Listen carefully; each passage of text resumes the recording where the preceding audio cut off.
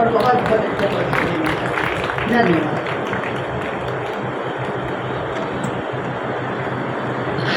और इस तरीके से अध्यक्षीय उद्बोधन के साथ ये कार्यक्रम अब संपन्न होता है। अच्छी बात यह है कि अभिव्यक्ति की एक सदस्यता का पुस्तक लोकार्पण हुआ है और दूसरी सदस्य जो है मंजू शुक्ला जी इस मंच पर आने जा रही हैं। इनके मंच छोड़ने और उनके मंच पकड़ने के बीच में मेरा एक जो है अनुरोध है आप लोगों से कि कल सुबह 11 बजे से इस निवेदिता श्रीवास्तव के द्वारा काव्य गोष्ठी आयोजित की जा रही है, तो सभी लोग आइएगा जरूर। भाई साथी हाथ बढ़ाना, बीच में छोड़ ना जाना, सारे के सारे आ जाना। कल सुबह 11 बजे के पहले ही आ जाना। प्रेम कितना पवित्र होता है। मैं माँ गंगा के उपासक हूँ, तो मेरी जो नायिका है वो देवीना है, और देवीना भी बिल्कुल गंगा की तरह निर्मल है, पवित्र है, प्रेम करती है। पर प्रेम की पराकाष्ठा ये उपन्यास है, जिसमें कि ये दिखाया कि अगर प्रेमी पास में हो या ना हो उससे कोई नहीं फर्क पड़ता है, पर उसकी यादों के सहारे वो जीवन काट लेती है और कर्म योगी की तरह कर्तव्य पथ पर चलती रहती है, और यही उसकी प्रतीक्षा भी करती है। और देवीना तक की यात्रा उसकी है। और एक स्थिति ऐसी आती है जब वो दीन दुखियों की, गरीबों की, वंचितों की सेवा करती है, तो वो देवीना से देवी माँ बन जाती है।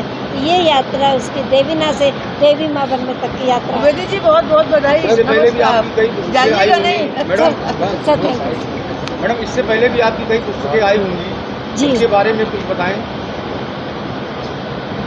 मेरे 3 पुस्तकें आ चुकी है, कहानी संग्रह हैं तीनों, और तीनों समाज को दिशा देने वाले हैं।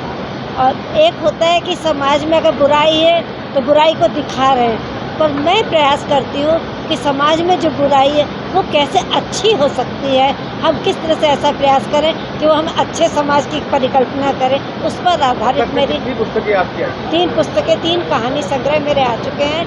उपनिषद को मैंने लिखा है, 8 उपनिषद को मैंने अत्यंत सरल भाषा में लिखा है, ताकि आम जन उसको पढ़ सके। ज्ञानी तो पढ़ लेता है, पर जो नहीं पढ़ता वो आगे की यात्रा करना नहीं चाहता। तो अगर वो मैं कोशिश करती हूँ कि मैं इसे छोटे आ से अनार बता रही हूँ उपनिषद में।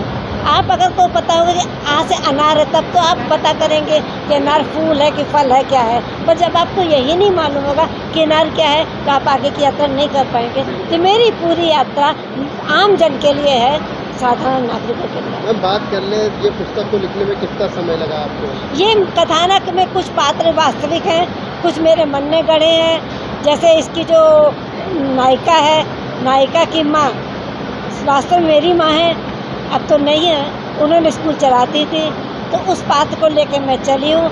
वो स्कूल आज भी चल रहा है, और पुरानी बात हो गई है, पर मेरे मन में बहुत समय से हो गया, तो मेरी आयु हो गई है, पर मैंने उसी कथानक को लेके आगे बढ़ाया है। जो मैं पुस्तक पढ़ने के शौकीन है उनको कब तक के पुस्तक मिलेगी और कहाँ? पुस्तक यहाँ पे है, इसके मूल्य 200 रुपये है। यदि कोई लेना चाहे तो उसको ले सकता है, अपने किसी को गिफ्ट करना चाहे तो कर सकता है। आगे आदमी को चाहिए होगा तो किस तरीके से किस तरीके से लेगा? आगे आदमी को चाहिए होगा? आगे तो मेरा फ़ोन नंबर नोट कर ले और मुझसे ऑनलाइन मंगा ले, कोरियर कर दूंगी मैं।